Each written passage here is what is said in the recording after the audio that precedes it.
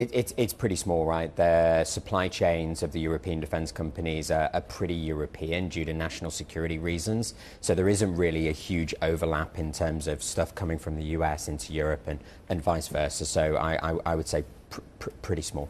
You're pretty sanguine here, but then I got to ask you, given that BAE Systems, which is Europe's biggest defense company, gets 44% of its sales from the US, isn't there a read across there? Isn't there a sort of indirect impact?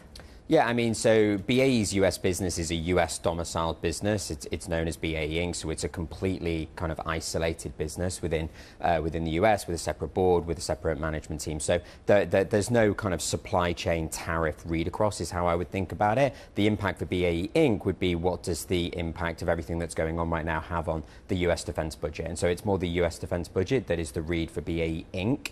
than it is for the kind of wider BAE group. Well, let's start off on the US defense budget, actually, from my point of view, because there are concerns in Pentagon circles about DOGE, about broader spending as well. It's maybe not just the bureaucrats in the Pentagon who are worried about their jobs as well.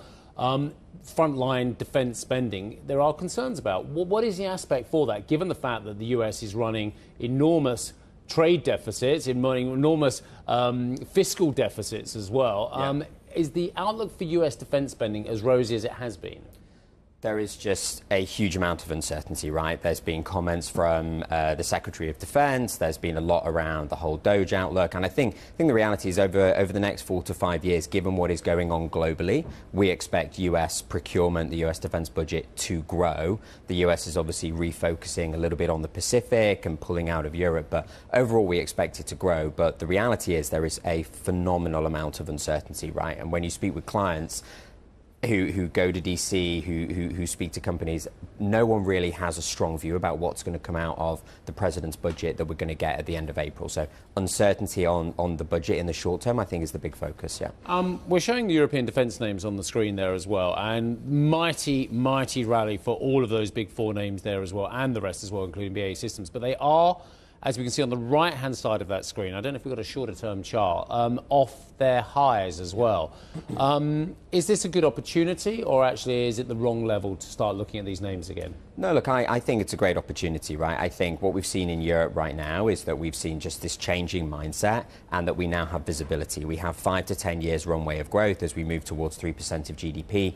The next big data point is going to be Q1 results, where I think we will get a lot of commentary from companies about capabilities and capability reviews. But no, I think this is a great opportunity. Let me just test that then, Ben. I've just seen, literally the second you spoke there, Rheinmetall shares are seen down 15.2% in pre-market. That is an extraordinary move for a name that has such a huge exposure to the defence sector. When you see moves like that, what's your first reaction? So Get on the phone to the clients, get off CNBC and say to the clients, blooming heck, guys, get on board. I think... Will you be doing some of that? Obviously, what you're seeing today is just aggressive degrossing, right? And I think you have to remember that over the last 3 months, Rheinmetall's been trading almost $500 million of liquidity a day, right? Every bank has got baskets that are defence-driven baskets. So I think the amount of client interest and actual ownership of the stocks is very big, right? So what you're seeing today is just the degrossing impact of a sector that has been very, very loved from clients, particularly over the last 3 to 6 months.